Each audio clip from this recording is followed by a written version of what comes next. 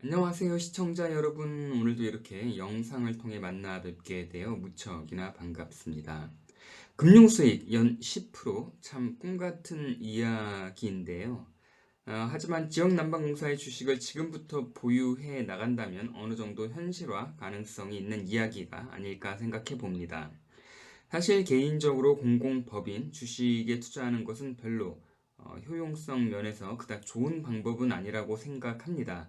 다만 높은 배당이나 기업의 안정성 등을 보고 투자하는 경우가 많지만 당초 공공성을 목적으로 기업 경영이 되기 때문에 어느 정도 매출과 이익은 보존되어 많은 배당은 기대할 수 있지만 이익과 매출을 극대화하기는 힘들기 때문에 그렇습니다. 한 가지 전형적인 예로 한국전력 주식의 과거 10년간의 흐름을 보면 2016년 5월에 무려 63,700원 고점을 찍고 10년이 안 되는 세월 동안 줄창 하락만을 하고 있습니다. 근본적인 이유는 여러 가지 상황으로 인해 원자재비가 상승하였어도 이것을 판매 가격에 전가할 수 없는 구조이기 때문에 그렇죠. 물가 안정이라는 정부의 정책 방향으로 인해 시장의 논리가 잠시 뒤로 유보됨으로써 주식의 가치는 끝없이 추락을 하게 되는 것입니다. 여기 한국전력과 비슷하게 계속해서 주가의 하락을 경험한 또 하나의 이 법인이 있는데 바로 지역난방공사입니다. 이 둘 회사는 무척이나 비슷한 과거의 횡보였지만 향후 앞으로의 주가 향방은 극명하게 엇갈릴 것으로 저는 예상을 해봅니다.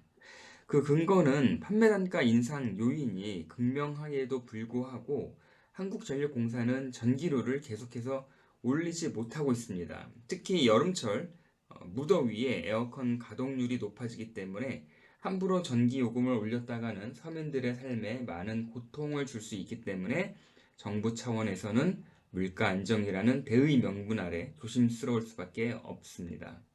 하지만 지역난방공사는 주로 서비스하는 제품이 열수이기 때문에 겨울철 수요가 많은 이 열수를 여름에 올려버리면 상대적으로 서민들의 불평과 불만이 수그러들 수밖에 없다는 것도 주요한 이유가 되겠고요.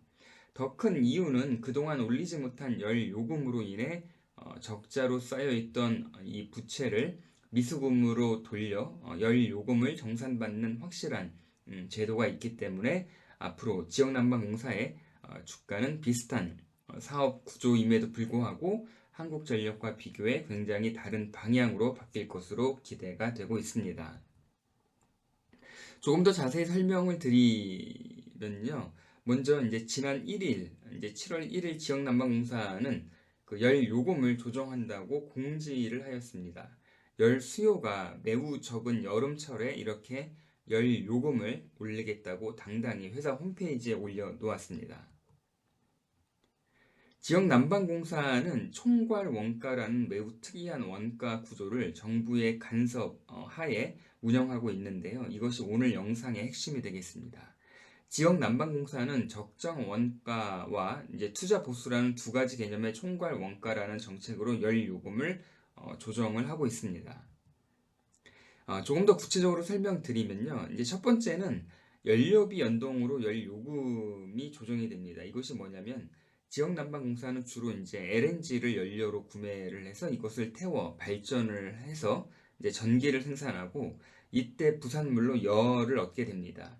전기와 열을 팔아서 매출과 이익을 가져가는 구조가 되겠죠. 그런데 이제 전기는 유가와 LNG 가격에 후행하는 S&P라고 해서 한국전력에서 매입하는 가격이 정해져 있습니다. 회사 매출에 이제 절대적으로 영향을 주는 것은 이제 바로 열 사업 부분인데요. 이것이 원자재비와 판매 가격의 괴리감이 크기 때문에 나름대로 이러한 위험을 해지하면서 서민들의 물가 안정을 도모하기 위해 개발된 것이 총괄 원가 개념입니다. 기업을 경영하다 보면 기본적으로 들어가는 비용이 있겠죠. 원자재비나 인건비 같은 직접 비용인데, 그렇기 때문에 이제 최소한의 고정비를 보장하기 위해 연료금 판매 가격을 연료비에 연동을 시킵니다. 이거 한국전력하고 이제 비슷하죠. 이제 무슨 말이냐 하면 우리나라 이제 전국에 이제 지역 독과점을 하고 있는 도시가스 회사들이 있습니다. 이들은 과점 체제이기 때문에 이익과 매출을 보전받지만 매우 제한적일 수밖에 없습니다. 이들은 LNG 구매 비용에 정해진 법대로 판매 가격을 이제 조정하는데 이 또한 정부의 통제 범위 내에 있기 때문에 매우 제한적일 수밖에 없습니다. 지역난방공사는 이 첫 번째로 이렇게 도시가스 회사들이 가격을 올리면 이것에 연동해서 열 요금을 올릴 수가 있게 되어 있습니다. 하지만 총괄 원가 개념 측면에서 이제 가장 기본적인 고정비를 커버할 정도이고 경우에 따라서는 원료비가 급상승했을 때 판매 가격을 급하게 올릴 수가 없어 이제 적자가 나는 경우가 가능하다는 거죠. 그래서 이렇게 1년에 한 번, 그러니까 7월이 되면요, 조정을 하게 됩니다.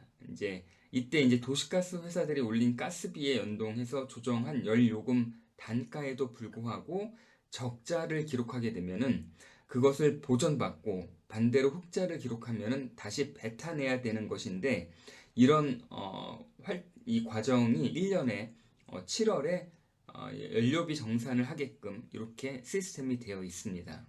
그런데 이제 이 연료비 정산도 이제 필요에 의해 1년이 아니라 3, 4년 이렇게 단연간 조정을 할 수 있도록 적절하게 이제 정부가 통제를 하고 있습니다.